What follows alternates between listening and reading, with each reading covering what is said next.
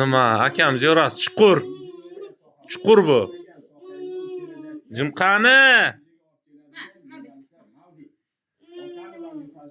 Oltin marta baxhi, aka. Ertalabdan kechgacha ishda bo'ladi. Va ayolimiz bolamizni tarbiyasi bilan shug'ullanadi. Yolg'ondan. Bo'lmagan bo'lsa, bolani qanday tarbiyalaydi?